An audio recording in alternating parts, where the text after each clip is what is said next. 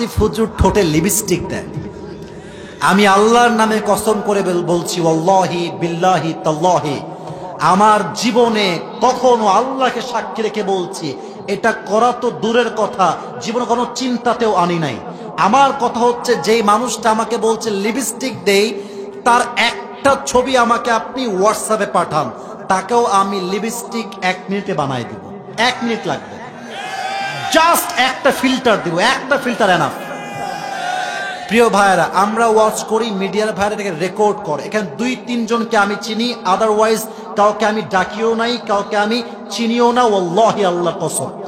কিন্তু ইউটিউবে যখন আপলোড হয় ভিডিওগুলো, অনেকে টিকটক চালায়। আমার কোনো টিকটক অ্যাকাউন্ট অফিসিয়াল নাই, আমি আল্লাহকে সাক্ষী রেখে বলছি, আমি কোনো টিকটকে নিজে ভিডিও আপলোড দেই না, অনেকে আমার ভিডিও আপলোড দেয়।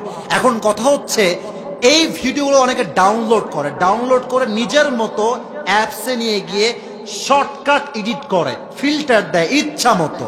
সে একই ভিডিও যেটা ইউটিউবে কোনো ফিল্টার নাই, ওটা যখন ফিল্টার দিয়ে ইনস্টাগ্রামে, রিলসে, টিকটকে আপলোড দেয়, তখন দেখলে মনে হয় আর্টিফিশিয়াল একটা ঠোঁটে কালার আছে।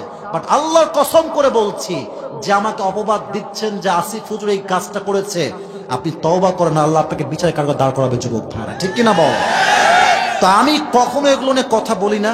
সময় টিভির সাক্ষাৎ ছিল প্রায় 1 বছর আগের কথা বলছি, আমাকে একদম সরাসরি বলছে, হুজুর আপনার বিষয়ে বক্তব্য কি আপনি বলেন, অমুক অমুক হুজুর আপনাকে নিয়ে কথাগুলো বলেছে। তো আমি অবাক হলাম, যে হুজুরগুলো বলেছে তারাও মিডিয়ায় কাজ করে। বাট সমস্যা কোথায়? আমাদের দেশের সমস্যা হচ্ছে, একজন হুজুরকে যখন হাজার হাজার যুবকরা ভালোবাসতে শুরু করে, তখন ওই হুজুরটা সবার কাছে প্রিয় হলেও হুজুরদের কাছে সে অপ্রিয় হয়ে যায়।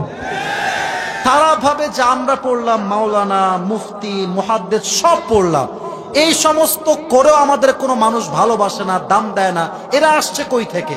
আমার উত্তর এখানে একটা কথা, ভাই আমিও আপনাকে ভালোবাসি, আল্লাহও আপনাকে ভালোবাসেন, বাট আল্লাহ সবার জন্য সবার হৃদয়ে ভালোবাসা দেয় না যুবক ভাইয়েরা, এটা গড গিফটেড লাভ।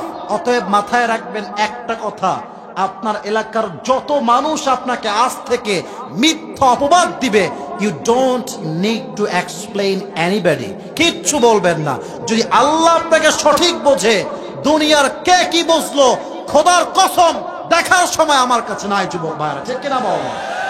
নিজে ভালো তো দেশ ভালো, নিজে ভালো তো সমাজ ভালো, নিজে ভালো তো পরিবার ভালো, ঠিক কিনা বলেন?